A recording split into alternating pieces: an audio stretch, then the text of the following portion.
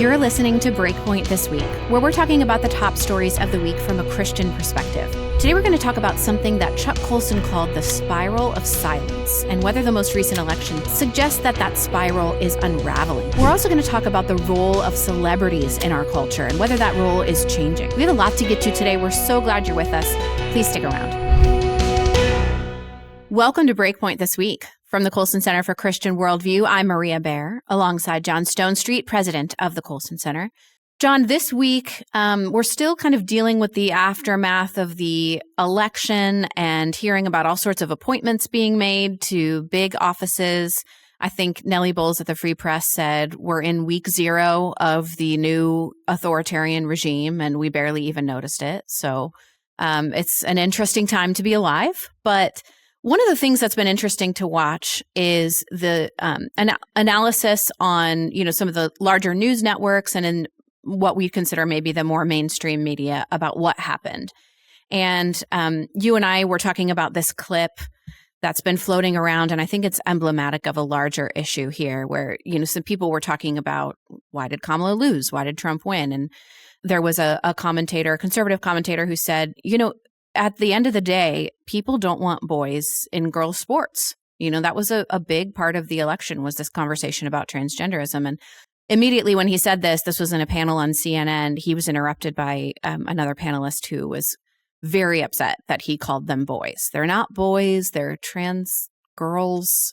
And I won't stand here for this bigotry or whatever. There are a lot of families out there who don't believe boys should play girls' sports. They're not boys. I'm not going to listen to transphobia at this table. I am not going to listen to you call a trans girl a boy. Are you going to allow me to finish my explanation? When you use a word that's a slur, I'm going to interrupt. That's not how it is. They're not boys. They're not boys. They're not playing girls' softball. I'm not going to sit there and listen to that. Let's reset for a second because, look. It was just sort of a very fascinating, if upsetting, kind of clashing of heads. But it was also interesting. I don't think it's a clash you would have seen a couple of years ago. I mean, I feel like a mic would have been cut pretty immediately if somebody said boys and girls sports.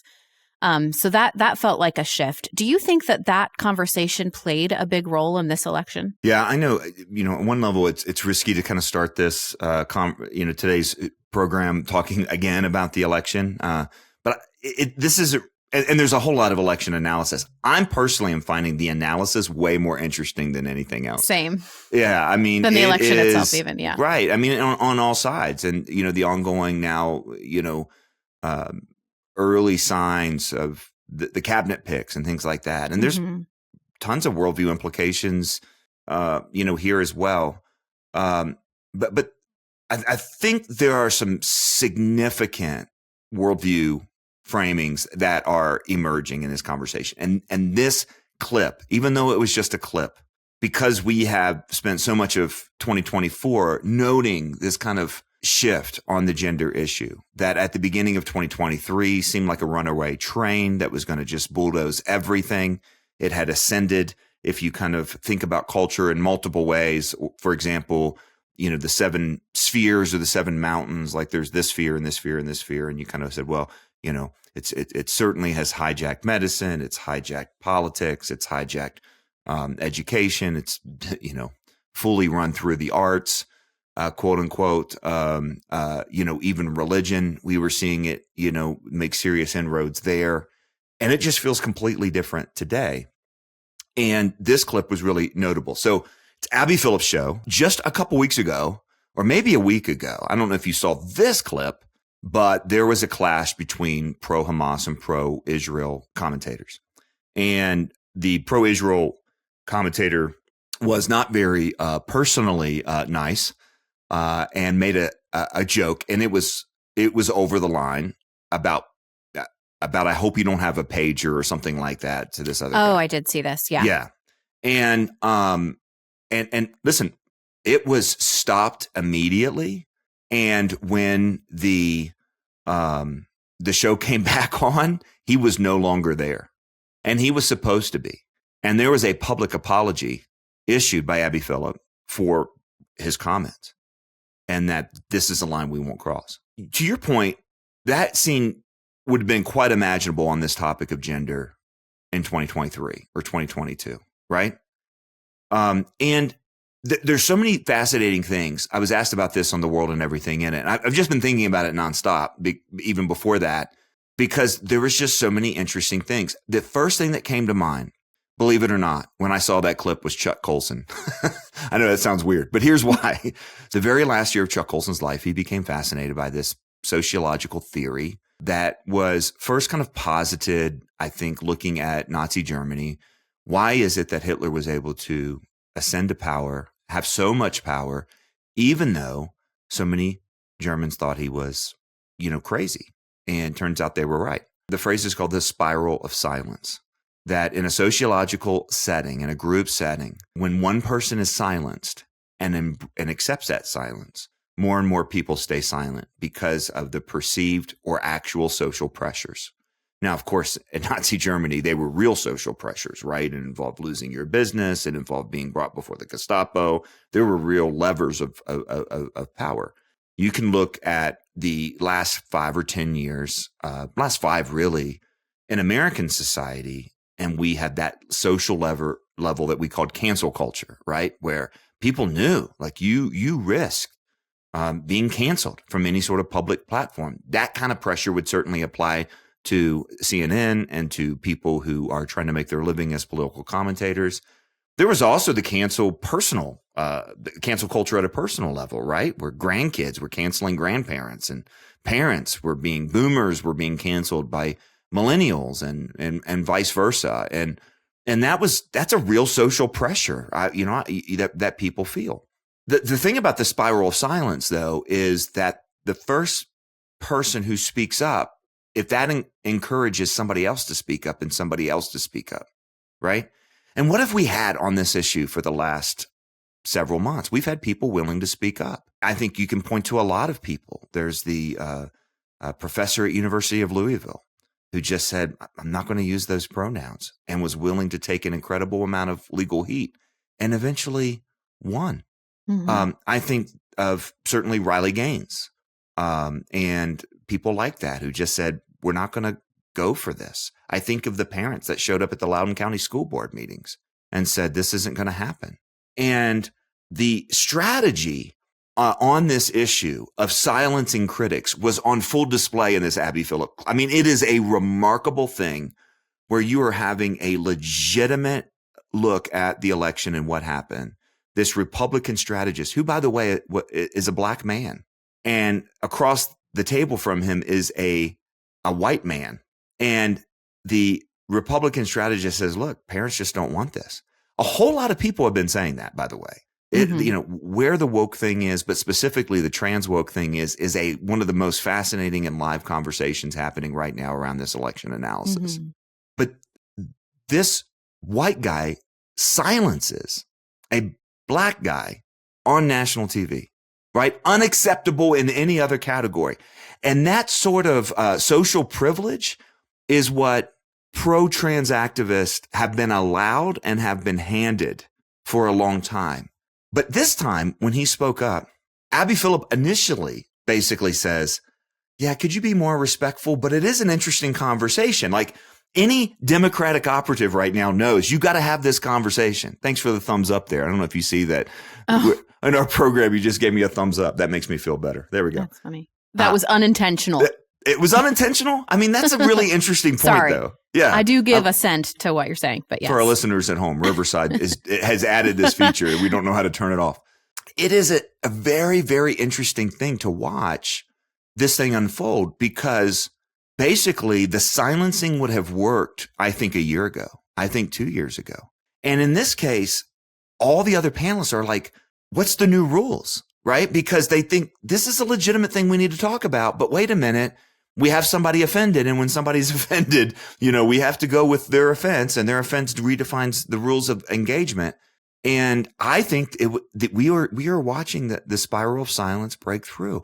And it was remarkable. Now, look, how this guy behaved was shameful. I mean, I'm not even going to engage the conversation and whatever else. Oh, the guy who was kind of shutting him down. Oh, yeah. I don't want to racialize it, but that is an interesting factor here because of, the current rules of engagement. You could just tell, I guess my point is, look, everybody on this panel was confused. Like, what do we do now?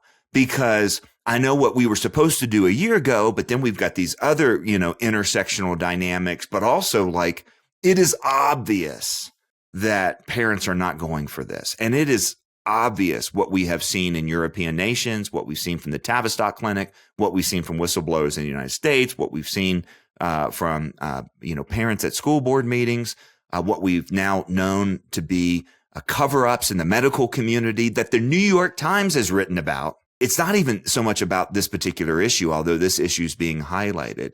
And I look at it and go, the spiral of silence is a fascinating theory, and it basically reflects the courage to live not by lies. I'm not going to accept that lie. I'm not going to embrace it. And that's what this guy did.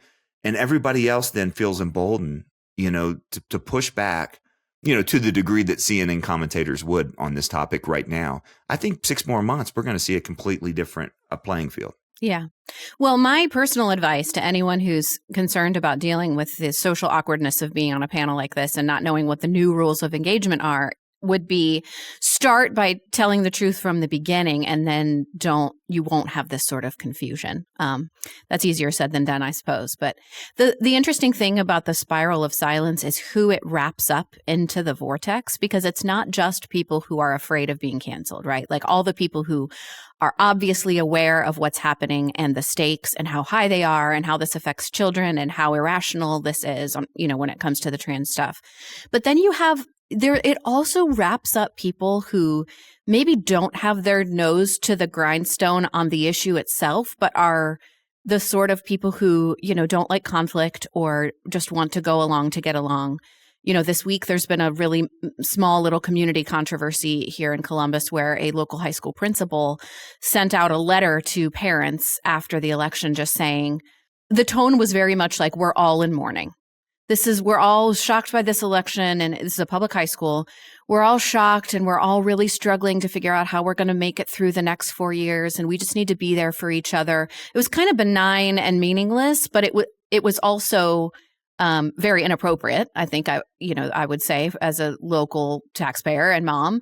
And the school, a lot of families were really upset and were like, this was incredibly tone deaf. I mean, to assume the assumption in the letter was that obviously everyone feels this way, which is a remarkable way to look at it just mathematically, because the election went the other way. So obviously plenty of people did not feel this way. But I feel like these are the kind of people sometimes that get also wrapped up in the spiral of silence, where we've been swimming in this water for so long that the idea that people don't think the way that you do is just literally doesn't occur to you.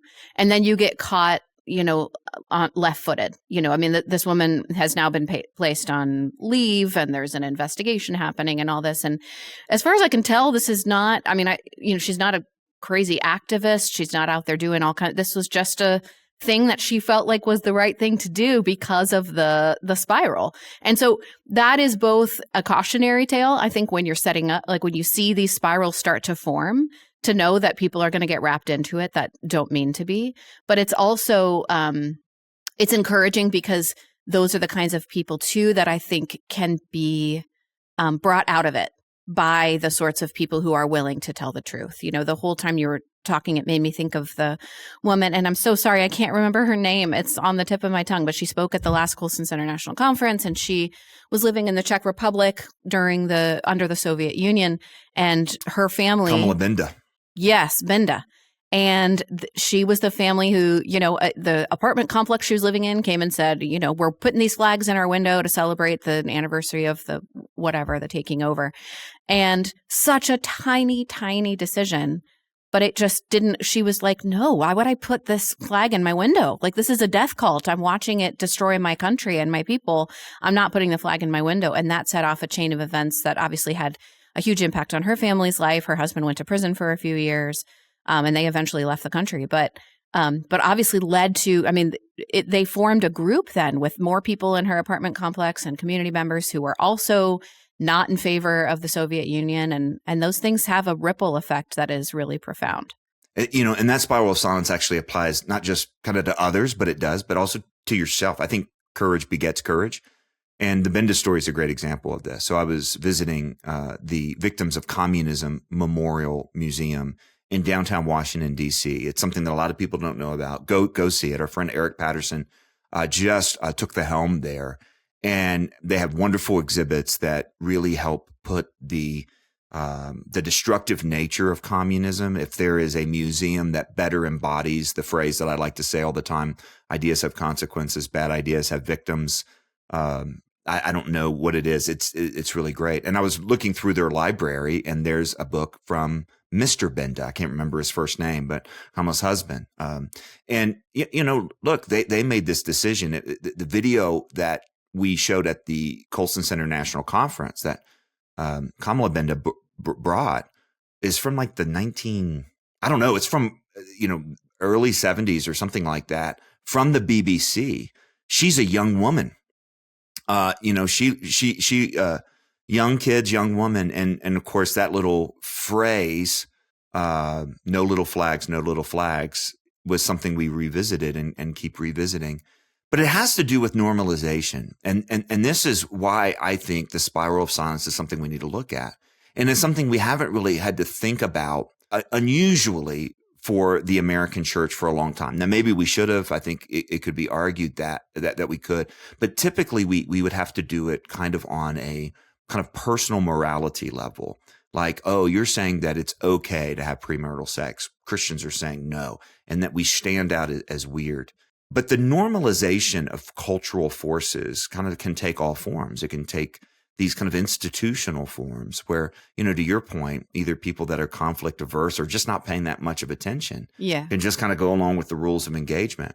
And you got to stop and go, wait a minute, what are the rules of engagement? We have a project we're working on with the International Alliance for Christian Education and Liberty University for Christian college faculty. And I talked a little bit about that in a presentation that for them, where, if you have spent X number of years in college, X number of years getting a master's degree, and X number of years getting a PhD in the system has rules. If you're a historian, for example, you have to think in completely horizontal terms and never vertical terms. In other words, completely, the forces of history, whether it's economic, whether it's eugenic, whether it's, a Marxist vision, whether it's a feminist and critical theory, oppressive vision.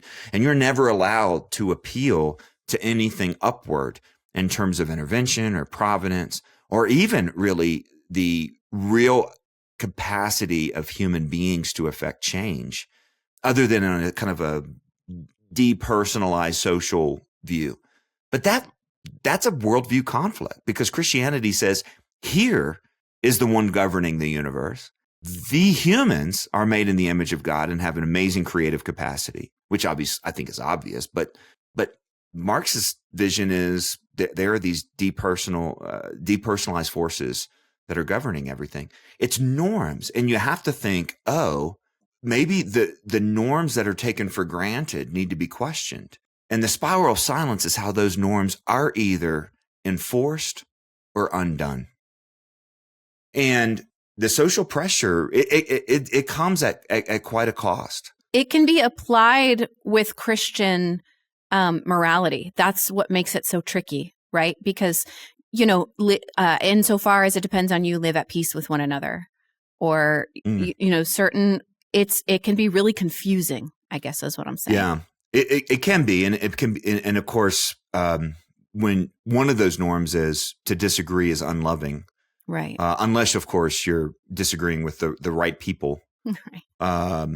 It does become difficult, I think, to navigate that. But the other part of this that I want to talk about, and I think it's really important, is that Christians have, in living in this kind of moment that Aaron Wrenn called the negative world, and there's different ways of framing it. But Christians have embraced one of the norms, or one of the ideas that Christians need to reject, is this idea of historical inevitability, that basically there's nothing we can really do, that we too are swept up into the forces of history, and the power of God and the power of church can't turn that around. And we should just accept it and get on with it. And I think another example of that in this election is doctor-assisted suicide. Now, look, I don't want to declare victory too early. We learned that lesson, right, from George W. Bush, you don't want to do that too early. That's a dangerous thing to do. But West Virginia passed an initiative against banning doctor-assisted suicide in that state. And it could seem like an anomaly until you look and say, it's been a long time since any state has passed this, anything advancing doctor-assisted suicide. And when you look kind of across the board about these initiatives having to do with quote unquote personal freedom, whether it's obviously the abortion measures or the recreational marijuana or anything like that, it's an anomaly. It stands out. But it's been a while since anything like that has moved. And then we look north and see our Canadian brothers and sisters basically running through the slippery slope reality, right? Where once that door was open, Canada has devolved into a let's pressure the old people, let's pressure the mentally ill, let's do financial calculations on the value of human life. And we're looking at it going, Belgium's not moving this fast, right? So what do we see there? And I think what we see is the historical inevitability thesis, like this, we'll get this eventually, is not true. The slippery slope fallacy is maybe not a fallacy in real life, because once you're on that slippery slope, you slide. I think that has to instruct how we think about culture. And I think we might say to ourselves, who am I, right? Who am I to push back on this? But you pushing back on this helps somebody else to push back on this, helps somebody else to push back on this. And you don't need to do it as a jerk. You don't need to do it in a way that dehumanizes. But ideas that are genuinely harmful, especially for children, this is our calling as Christians now. Speak up. And I'll say the last thing about that I want to say about this particular issue of transgender ideology and what I saw on the CNN panel and the kind of the new rules of engagement and confusing everyone. The day when everyone's confused on CNN about what the right thing to say is a better day than when everyone is confident that any critics should be silenced. You know what I mean? Like that tells you that the spiral has been broken. We're not there yet, but it tells you some good news. Yeah. But I look at the folks who spoke up, and pastors, church leaders, Christian voices should have been the loudest. Some cases they are. Some cases, Christians that are still kind of captivated by this pursuit of cultural relevance. Like, we will lose our voice if we offend people. I'll lose my, congregation if I say this out loud. So a lot of parents were left to stand alone. I'm thinking of another guest at our conference last year, the Wisconsin mom, right? Who was basically like, it was me versus everybody. And I think Christians should have been the ones. This is where I think of Ayaan Hirsi as well, because it takes a longer view. The argument is always about the witness of the church, that we will appear mean or bulldogish or whatever it is if we are too dogmatic in refusing the cone of silence in the moment in which it's like reached its peak, right? We should just sit, cool your jets and be calm and be peaceful, be peaceable until maybe it starts to turn the other way, and then you can say, and that will preserve the witness. But I think if you can take a longer view, the people who will give a stronger witness to the truth, but also love and peace as well, are the people who refused to lie from the beginning. And I bring up Ayaan Hirsi because she, kind of notoriously several months ago wrote a piece saying that she has become a Christian. And one of the things that brought her to Christianity was seeing people like Jack Phillips refuse to go along and kind of recognizing the totalitarianism of the other side that was claiming to be against totalitarianism. And she kind of pokes a perfect hole right through that theory that the way to win more people to the church is to go along to get along until you can, get them one-on-one and then really have the real conversation. An absolutely great point. And, to what it means to break the spiral of silence, it doesn't mean going on CNN. Sometimes, right? I mean, I'll go on if they want to ask me, but well, Jack didn't join a protest. Jack didn't decide I'm going to make my, bakery the center of national attention. Right. It was a moment of crisis where he was asked to go along with something that wasn't true, and he said, "I won't go along with it." And that in and of itself was a moment. And I think her analysis, her own personal take on this, will be the historical take on this, which is just like this was a moment in time, and he has inspired a lot of other people to courage, a lot of people to rethink those values. And I think we'll see the same thing when it comes to Of course, he did the same thing on the gender issue as well, right? When he was asked a few years later. But now he's in even hotter water, John, because I'm reading a book that my husband is really upset that I'm reading. And now RFK is looking like he might get into some spheres of influence. And there's a lot of sugar in cakes and in icing and cookies and baked goods. So Jack might be facing a different kind of challenge now in the coming weeks. You have brought up RFK twice. People don't know this, but that there's something happening. My daughters ate Eggo waffles this morning. There's a whole thing. Come help Maria. She's something stuck in happening a at my hole. house. The rabbit hole of RFK. The revolution has come to the Bear House. Let's take a break, John. We'll be right back with more Breakpoint this week. Hey, this is John Stonestreet from the Colson Center, and I want to invite you to consider attending the Colson Center National Conference next May 30th to June 1st in Louisville, Kentucky. One of the things that Chuck Colson said that I've been coming back to over and over and over is his observation that the most important thing that the world needs right now is for the church to be the church.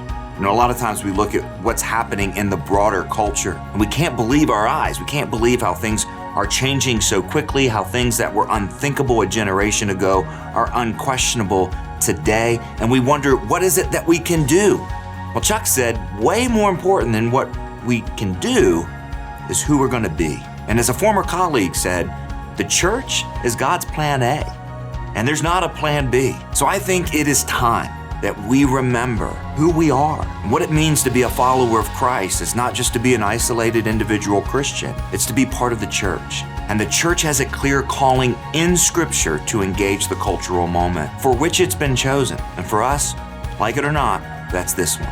And we're going to be joined by a fantastic lineup of speakers, including Dr. Carl Truman, Rosaria Butterfield, Scott Klusendorf, Dr. Farr Curlin, and of course, many, many more. Again, the dates are May 30th to June 1st in Louisville, Kentucky for the Colson Center National Conference, Be the Church. To learn more, go to colsonconference.org. That's colsonconference.org.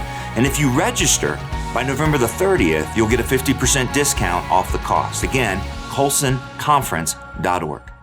We're back on Breakpoint this week. John, I want to turn away from RFK for a moment, and I want to talk about celebrityism in politics. This was another sort of interesting post-election analysis, without getting too political again here. There was an interesting amount of money spent this time around, and I have to confess that I was pretty naive about this. That's the understatement adjective of the decade. I was naive about this. Unbelievable at every level. I haven't seen the total. We're just talking about the total in the presidential race. Yeah. But you talk about the overall total. And we know, for example, in the ballot initiatives that pro-lifers were outspent 20 or 25 to 1. I mean, it was remarkable.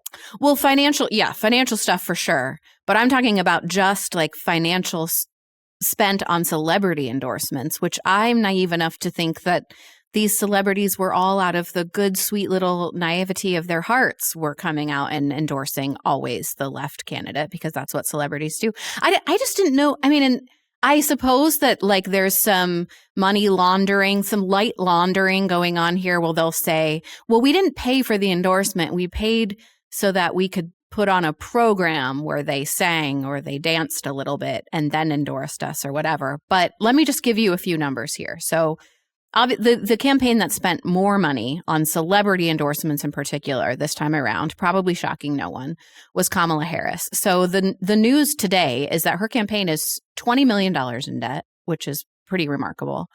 She paid $500,000 to Al Sharpton to give her an endorsement, or however they'll explain spending that money. She paid Beyonce, Megan. Okay, is it Megan Thee Stallion? I don't understand these names. You're asking me. I'm old.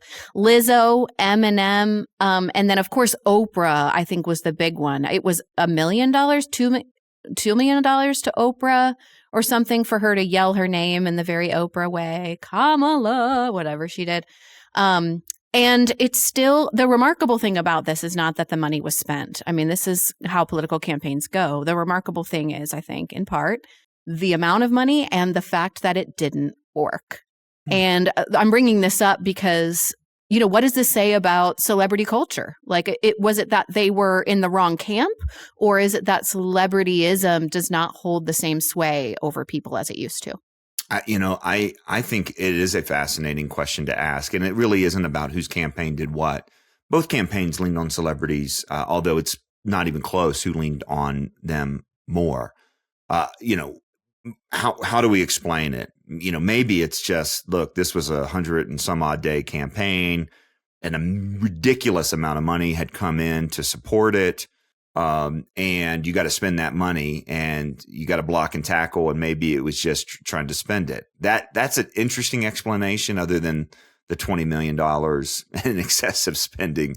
There really was a strategic element. Like, this is the kind of the campaign we're gonna have. Another anecdote, which to me is just as interesting. I don't know if you remember, but it was the night of the Democratic National Convention and the Kamala Harris speech, when Taylor Swift came out and announced her endorsement of Kamala Harris, or was it Beyonce? It was one of the two. And I don't know, but for some reason, the way you phrased that, for a split second, I thought you were going to say you were at a Taylor Swift concert, and I was like, "Excuse me, I'm going to need more details about that." I think it was Taylor Swift. Yeah. But remember, there was a palpable level of excitement, like this is what they've been waiting for, sort of thing. And in fact, somebody actually said that. Here's why it's interesting. We have been a celebrity-driven culture for a long time. The celebrity culture overtook politics for decades. There was a moment where it was far more important how to, for example, young people, and how young people were thinking and how young people were feeling, how they understood their life. The shaping of their worldview was being formated by celebrity culture. And maybe all this came to a head with the ascendancy of Donald Trump, who is a celebrity. Yeah. You have a reality TV star who became the nominee for the president, and then had this kind of unprecedented political comeback to become president again. My mentor, Bill Brown, longtime dean of the Colson Fellows Program, dear friend, worldview expert, and who influenced how I think about culture in remarkable ways, often says, in other countries, heroes make history. In our country, they make CDs and touchdowns. And when I first heard him say that, it was the time of CDs. So that kind of puts it in, a time frame. But it was really true. But that's not the case so much anymore. Maybe the touchdown piece, but and it's hard to overestimate Taylor Swift, for example, the way she has influenced in very powerful ways the thinking about what it means to be a woman, the thinking about what's wrong with the world, namely men, and all kinds of other things. But there is this kind of shift that's taken place. There's an old quote about this. I got into this rabbit hole of entertainment and culture a long time ago, spoken on this a number of times. And there's a number of quotes that really characterize kind of the power of the arts in culture. The first is an idea that comes from a book by a fantastic British writer named Theodore Dalrymple. And that's a pseudonym, by the way. He's one of the group, probably the leading author in a group I call the Grumpy Brits, where if you really want to know like where Western culture is going, 20 years ago, I was telling everybody, read the Grumpy Brits. This is Theodore Dalrymple, Melanie Phillips. And in a book called Our Culture or What's Left of It, Dalrymple talks about the blurring between high culture and pop culture. Now, as a Brit, he knew this, right? Because Brits, if you ever watched The Crown, there is a very long history of high culture, and then there's pop culture. And then there's this moment in the 90s, and he points to, I think, the installation of Tony Blair as prime minister, where it was like AC/DC or one of those British bands performed. And he's like, this marks something big, because suddenly you have pop culture emerging into high culture and the blurring of the two. That is something we had in America a long time ago, right? Where, the high culture world was not even seen as preferable. The pop culture world was seen as far more important. I remember back in 2001, picking up the newspaper. If you remember what those things are, these were actually, groups of paper where they wrote stories on, right? This is a microaggression. Go on. There was a headline, Johnny Depp speaks out against the war in Iraq, and it made the headline of my paper. And I was like, this was at the time Pirates of the Caribbean movies were coming out. And I was like, look, we're not even hearing about like what people on the other side of the political aisle are saying about the war in Iraq. Who cares what the pirate has to say, right? Like what possible help could this be? But it was a marker of culture, right? That suddenly, because you're famous, therefore you're important, therefore, you're it's not like Johnny Depp was getting security briefings from the Pentagon. Things, right? Yeah. And so that kind of talks about the ascendancy of the celebrity. But there was another quote that I came across years ago. I can't even remember the source of it. It might have been Dostoevsky, who says, first art will imitate life, then life will imitate art, then life will find its very meaning from the arts. First art will imitate life, then life will imitate art, then life will find its very meaning from the arts. It's a powerful analysis. And it was about that time was the emergence of Fox News, CNN, these 24-hour news networks, which, gave birth to these 24-hour kind of, other news realities, blogs, podcasts, that sort of stuff. And it hit me, the early days of television was 3 networks, and you had this clear line, this demarcation between entertainment shows and news shows, right? And no one was confused. There was news shows and there was entertainment shows. And a lot of the entertainment would be, cop shows or, other shows about things that were happening in the news. But it was really clear what was what. And then, so in other words, you went from news and entertainment, then suddenly you had news about entertainment, right? So breaking into the evening news was not just what's happening in the White House, but what was happening in Hollywood and breaking news and record sales and whatever else. And then we started this whole era of having entertaining news, right? So even Saturday Night Live started getting into the political business, but even you just remember kind of the whole dramatics behind a breaking news story, right? Dun, dun, dun, dun, dun, Fox News. And it really marked this moment of the ascendancy of the political by becoming entertainment. And I think we're there. I mean, it just, now the new celebrities are politicians. Not that there's not these other celebrities at all, but it was remarkable how much money was spent on celebrity endorsements, how much money was spent on celebrity concerts and whatever, and it didn't work. And contrast that with kind of the block and tackling that happened from, from Elon Musk jumping into the Trump campaign with his PAC and then just sending out a bunch of door knockers. It's like, man, the 1950s called it "Want Your Strategy Back." And there you go. It actually worked. I don't know. To me, it's super interesting because of the ascendancy of the entertainment and the celebrity over the rest of culture. And this time it didn't work. Maybe next time it will work again. Maybe there'll be some celebrity, but it didn't work. Is that partly the trust crisis, right? Where we just don't trust it anymore. Maybe, here's what we're blaming on. I know what the problem is. Do you remember back in the early days of COVID where all those celebrities got together on Twitter, on X, and they're like, and they sang "Imagine" together by John Lennon? Yeah. You remember how annoying that was? I think that was the end. Tone deaf. Yeah, we were just like, we don't believe that That's anymore. the turning point. Maybe that was it. See, I don't think that there will ever be an end to the concept of celebrity where people, because I think it's a natural human instinct to want to know how other people are doing this. Like, how are you living? And especially when people appear to be living well, whether that means they're admired by a lot of people or they're rich or successful or however we define success.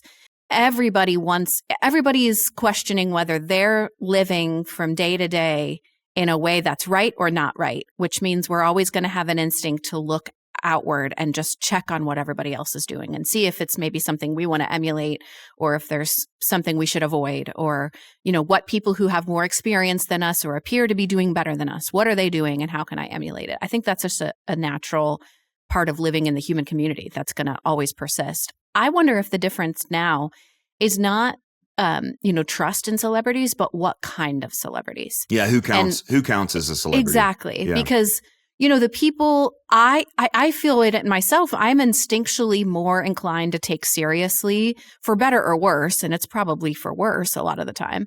But I take more seriously, people that I follow on Instagram who, for ambiguous reasons, have a huge following because they renovate their house and it's beautiful, or they, so it's not a person who has academic bona fides necessarily, or, is in some sort of high art or even pop art, really, but just people who can plausibly call themselves normal people, but who have gained a following for some reason or another. They have a talent, or they're doing something with their life that makes other people want to emulate it. And then they get a following. Those are really the people who I think smartly the Trump campaign really went after. Joe Rogan, I mean, he's a celebrity, right? He hosted the Fear Factor or whatever else. He's clearly in that world.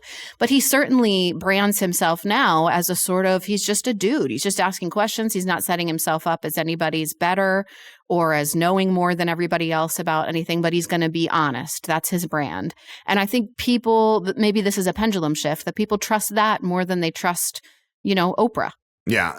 To be clear, there's some technology and technique behind that, right? I mean, there was, I don't know if you knew this, but all the boy bands that emerged throughout the 90s were carefully crafted by a single individual who figured out the formula for success. That's why everyone had the kind of the cute one, the surfer one, the punk, and you put them all together. The bad boy, yes. And that was my era. And it was very calculated. And to be clear, there's just a new avenue, whether it's podcasting or the kind of countercultural celebrity or whatever. So there's a whole technique and there's a whole plan. You're right. This is the sort of the authenticity is the new thing. That's what we want. But it's calculated authenticity. But it's very calculated. But as long as we can convince ourselves it's authentic, then we'll take it more seriously. It is interesting to say, what shifts, because look, you go back and the celebrities of the 19th century were political leaders, right? I mean, people would line up to see them and really believe that they made a big difference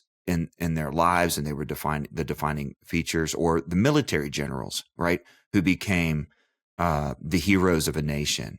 And entertainment technology really kind of devolved that. And maybe there is a pushback. I have a friend who's brought this up, half a dozen times about Snoop Dogg at the Olympics, right?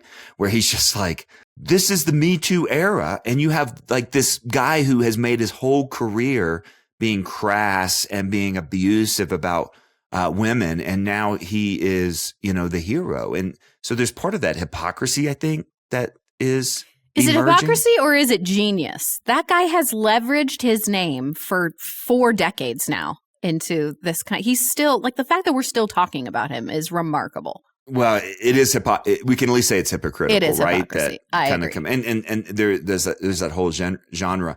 But part of that is when this counterculture stops becoming, counterculture, and it becomes culturally dominant. And, that happened with specifically hip hop, which was a genre that was designed to speak to it. And these are the poets, right? These are the philosophers of our culture. There's not really a professional philosopher, but you do have this kind of subcurrent emerging with a Jordan Peterson achieving celebrity-like status by standing on stage and just, closing his eyes, putting his head down and talking out of his stream of consciousness in a way that people are like, I want more of that. I want people to explain reality, to me. So I think it reveals probably it's not just one thing. It's a whole lot of things. The celebrity culture is shifting first. Second, that there is something about the way God made us as human beings to want we have eternity in our hearts. And there's only so much surface stuff that we can handle without wanting something deeper. There's also just kind of the ideas that are communicated through entertainment eventually collide with the real world. And it doesn't That's the other always thing. Be. I think that's probably but there's a taste, too, yeah. There's a smell. I mean, can you imagine Lifestyles of the Rich and Famous? Remember that show from what's his name? Who was that guy who did Lifestyles of the Rich and Famous, where you went into, and then there was the pop culture version of Cribs from MTV. Cribs. And people just don't want that anymore. There's this sense that if you're rich, you're a bad person because you're rich. And that kind of critical theory intersectionality, which has forced celebrities to really become more of the common man. I'm one of you. And Trump pulled that off at kind of a remarkable level, given the level of wealth and opulence of his lifestyle. Yeah, it is interesting to watch this kind of cultural factor, but the reascendancy of the political is really something as well. That's another part of this story. And I think you'll see a different game plan going forward. I think this will be a campaign where, at least on a practical level, will be kind of the new instruction manual. We can't do this. We've got to do this. And this has got to change. But, look, I say the ascendancy of the political, and look, there's never been a campaign at the same level where that featured two more unpopular candidates. And basically it was, a lot of people voted against, not voted for. I think that's kind of part of the story too. Do you think any political candidates have ever paid celebrities to not endorse them? That's really funny. Stay away. I feel like you could see the M&M choice was super fascinating. Yeah, right? Because obviously the numbers were really clear that the gender divide or the sex divide between men and women, particularly among a certain category of people, was dramatic. And there was a pushback. I think Rogan invited Harris, I think is the word, and the standards were so high that I think Rogan said, no, that's the story. I don't know if that's, she if wouldn't. That's the whole story. Supposedly he said he invited her. She said he would have to come to her and it would only be for an hour.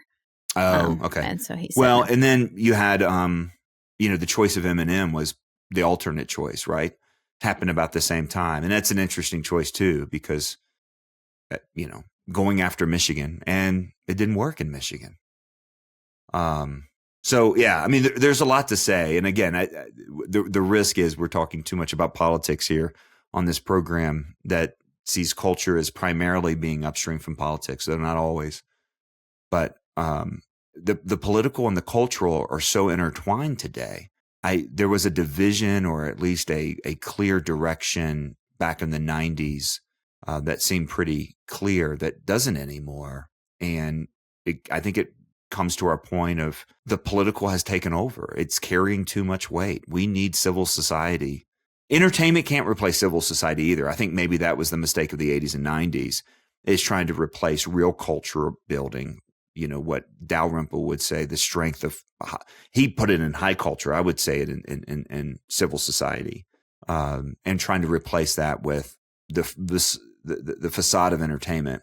And all of this kind of goes to what kind of people are we going to be, right? In other words, and I don't want to just end this with an analysis.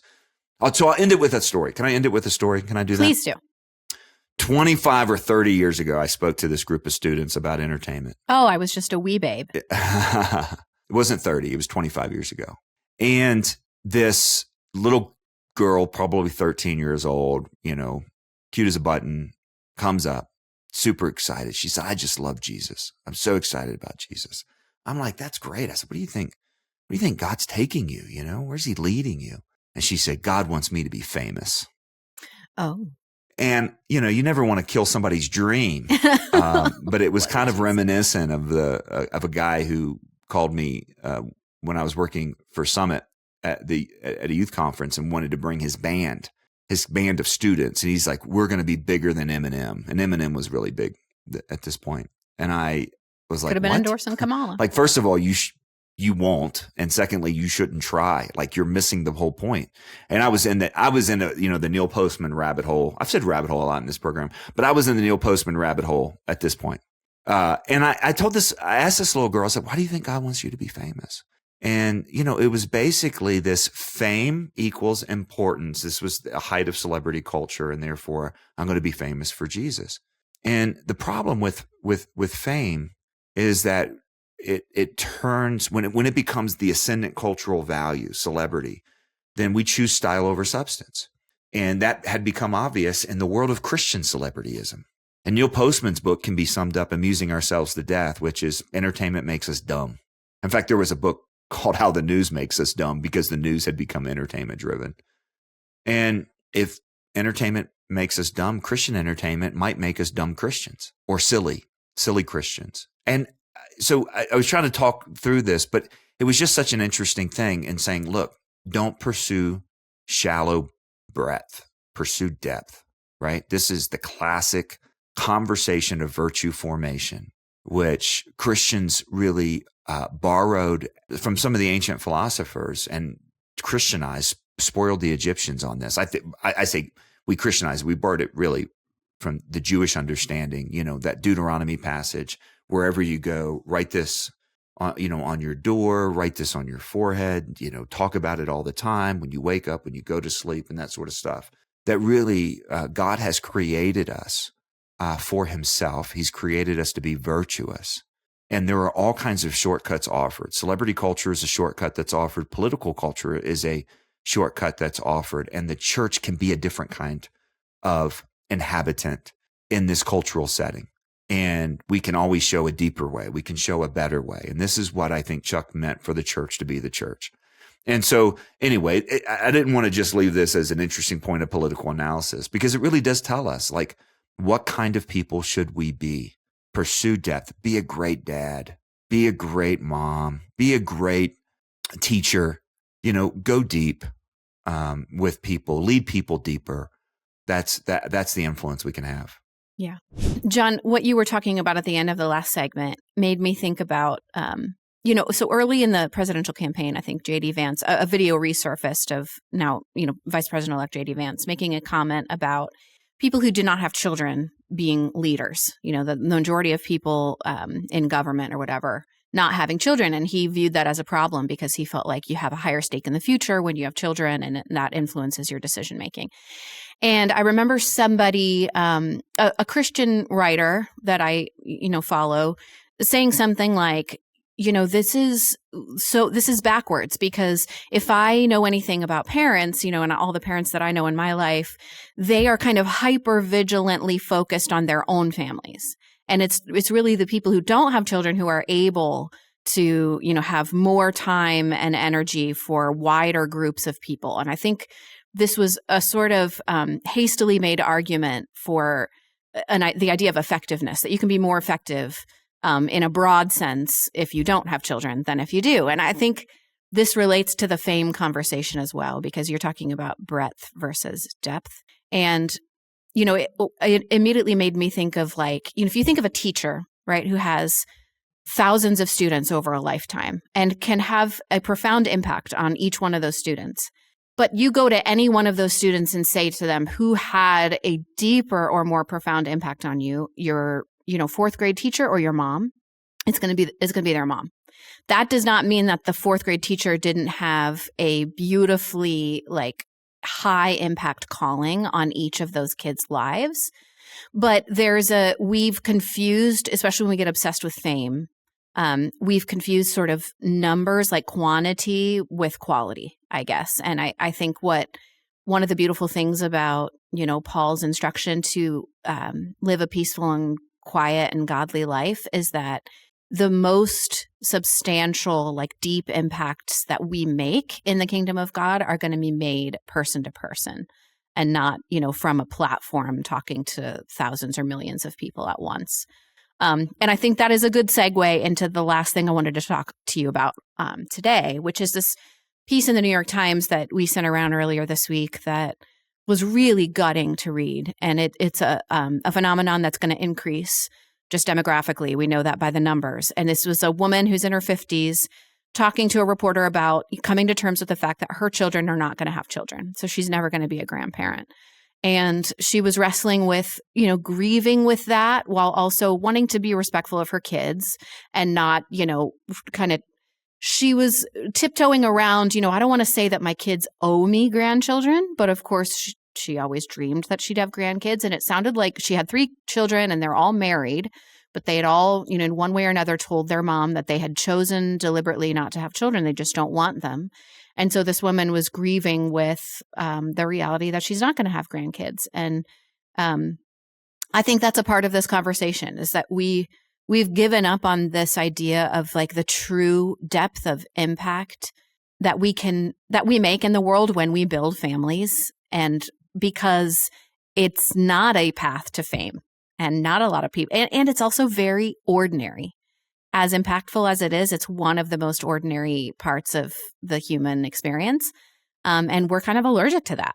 Yeah, I don't disagree. I'm not sure most people have kids because they think of the impact they can have. Now, that's true. If you have kids, you can have an impact. I think, you think of kids as a good thing, and you want to have good things. I think sometimes people don't have kids, or they say they're not going to have kids in the impact conversation. Maybe. And I think a lot of them also mark yeah. fear of climate change is a big 100%. One that we see, which is really an interesting thing, and really, really sad. But also basically the dink conversation, double income, no kid, I can travel, I can have fun, I can, I find my life partner. And that has way more to do, I think, with the ascendancy of romantic love over true familial love, and all kinds of other things. There's a lot of factors that have led to this childless crisis. And we've talked a lot on Breakpoint about the civilizational impact, the economic, for example, the reversal of the economic pyramid, that when you have a social safety net, it relies on X number of workers for X number of retired. And if that equation reverses where there are far less workers for far more retired, then, there's a breakdown, and then that creates ground for things like doctor-assisted suicide. But there's always these stories, and that's what I was so taken by this article, where you hear the personal impact of it. You know what it reminded me of in a different way? We've done a couple stories on this where there's been this reporting out of Japan, who, by the way, have had this incredible demographic winter for quite some time now, where older ladies who are all alone shoplift so they can go to jail. And they go to jail so that they can have friends. And the other side of this too, and I had a missionary to Japan confirm this to me, that, the elderly suicide rate, the elderly who pass away in these kind of mass housing, high-rise condominium places aren't found for a couple weeks after they pass away because no one's looking after them. And you look at this and say, there's a level of personal impact on this that we ought not underestimate. Mm-hmm. And it has to do, at the end of the day, with going against the grain of reality. Now, it's very clear in a culture like ours, there's an awful lot of people who want to be married. They want to have children. And the social factors remove that option from them. So we're not talking about everyone, who ends this. And there are incredible, I know a wonderful single woman who has so invested her life so well that it's remarkable. And she's chosen to invest in families specifically. And her impact, if we were going to go back there, is great.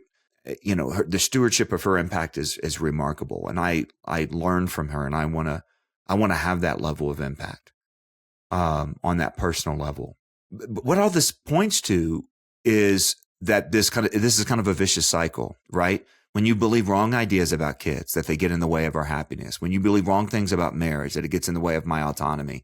And then this becomes a norm, right? This becomes a social norm. That's where culture is really powerful, that it then impacts those who don't believe those ideas, but it still impacts them. But what it all points to is the fact, something we've said here over and over and over, that we think of marriage and family as if it's a social construct. And if it's a social construct, we can take it or leave it. We don't think of marriage and family as if it's gravity, as if it's actually built into the fabric of the universe, and therefore is a given as a good. But if it is a given, like gravity, then and you break that given, there's going to be consequences. And we're hearing this from a lot of people. This article in the New York Times about wanting grandkids. We were talking about this in the editorial meeting this week, and it made me think of all the funny lines that new grandparents say. And by the way, I'm having a bit of a midlife crisis on this because I have a whole lot of friends who are grandparents right now, right? This is new for me. I mean, my age friends, like my, the other half of the start, my backcourt in college, he's a grandfather. My co-author of Practical Guide to Culture, Brett Kunkel, he's Gramps, right? You're like, oh, this is not maybe all that far off, in my world. And of course, it brings up all those funny jokes, because you ever meet a new grandparent? What do they say? Man, if I'd known this was so great, I would have had grandkids first, right? They say that. Yeah, so much better than being yeah, exactly. Yeah, because you can give them back. You can enjoy them, and you can enjoy them, spoil them, and give them back. Or the funnier one, like, being a grandparent is God's reward for not killing your own children, right? That's the bumper that's sticker, cute. Right? And these are funny things that are reflected, that reflect something deeper about reality, right? That there is a joy. Naomi, at the end of Ruth, right? There is this redemption. Obviously, Ruth is this book of redemption, and it's cosmic. It's part of the cosmic redemption story. Ruth shows up in the genealogy of Jesus. You have, the last line of Judges. At this time, there's no king in Israel, and everyone does what's right in their own eyes. And the last line of Ruth, which, as we know from the first line of Ruth, takes place in the time of the Judges. And Ruth gave birth to a son. His name was Obed. He was the father of Jesse. He was the father of David. So David is named in the book of Ruth, the great king, right? At a time when there is no king in Israel. This is the redemption happening on a cosmic level. And yet you hear Naomi's own there's this redemption for her because of how she begins that book. Widowed, lost. I don't know what I'm going to do. I need help. And there's this hope given. Like there's something about grandparenting that is actually built into the universe. And we haven't really thought through what our secular, progressive denigration of children and family, you know what? A lot of these grandparents or a lot of these would-be grandparents that are missing grandkids, you know what they are going to have? They're going to have grandcats and granddogs and grandpuppies. And their kids are going to bring it, and that's what they're going to call it. And they're all going to know it ain't the same thing. It's really sad because there's a tone to that article too, where this is the bad ideas have victims, where you get the sense people are like, I don't think I'm supposed to want this. Like, I don't think I'm supposed to be sad that I don't have grandkids. And I don't think I'm supposed to pressure my kids. And, but you can't help what's real. But so we have to wrap up here, John, but I just want to ask you a personal question, and feel free to not answer it. But you're a little bit farther ahead of me in this game. How do you plan to encourage your daughters in particular to have, I'm like desperate already that I want my children to experience having their own children for their own sake. But then, of course, I would love to be a grandparent too at some point. How do you walk the line between being inappropriate about it, pressuring or whatever? I haven't done this before. Come on, help me. I am, you can ask my kids, I'm not known for being subtle. So, that probably is half the answer to your question. I'm grateful that I think that when Proverbs also talks about remarkable women in a family situation, doesn't always just refer to how they, embody beauty and goodness to children, but that's a big part of it. So embodying this to children, in other words, within the larger culture in which children are abnormal, there are subcultures, including the family, where children can be normal. And I think not only normal, but normally good, if, to go back to our conversation about culture and norms and things like that.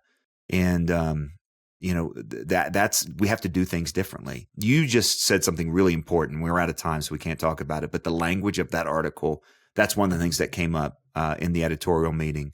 And we're probably going to revisit that because the language that people are reflecting, like, I want this, but I can't say it out loud sort of thing. And to talk about the importance of words, the importance of language. It goes back again to our first segment about the spiral of silence and saying things and not saying things that are actually reflective of untruths or whatever. I think all of that stuff's really important. And at the end of the day, your kids are their own, subjects in their own stories before God. And you can't tell them what to think, right? I mean, you can to a point, but they end up thinking on their own. And that's the dance of the risk of being a parent and a mom or a dad. So the answer is, I don't know. But, if you're asking how I should do it, I don't know. If you're asking how I'm going to do it, I'm not subtle. Still don't know. Just going to tell them what do you want. Okay. I guess we'll keep tabs on it. See how that works out. All right. Well, John, let's really quickly hit some recommendations. I'll be record lightning fast here. And I'm just going to recommend the album I've been listening to all week, which is Where the Winter Was by Skye Peterson. This is Andrew Peterson's daughter, who has just a lovely voice and sweet songwriting. And it's just a beautiful, vibey album, Where the Winter Was by Skye Peterson. Have you heard of her? Did you know she was recording music? I did not know that she was, but it's not surprising in that family. All right, I am going to recommend something really dense and really long and not an easy read, but a remarkably important read. It goes right along with this last segment. It was a talk by the attorney Jeff Schaefer, great thinker, what is such a great guy, at a conference, and that has been transcribed and now produced, and you can read it on a Substack. The Substack belongs to NS Lyons, Lyons. Again, look up Jeff Schaefer. But the article is called Machine Anti-Humanism and the Inversion of Family Law. So that kind of tells you what you're in for. But this has everything to do with norms. This has everything to do with technology, the technological disruption of how we think about parenting in particular, who kids belong to. If you want a just definitive analysis of the whole thing, this is a remarkable, remarkable piece. Machine Anti-Humanism and the Inversion of Family Law. It's not for the faint-hearted. Let me just tell you that. But it is a remarkable piece. It was a speech delivered at the Meaning versus the Machine conference, which was a New York conference recently, which I didn't know about. But his talk is worth the price of admission. It's going to take a while to get through it. Machine Anti-Humanism and the Inversion of Family Law. Okay, versus the machine. I like that. I want to go to that conference next time around.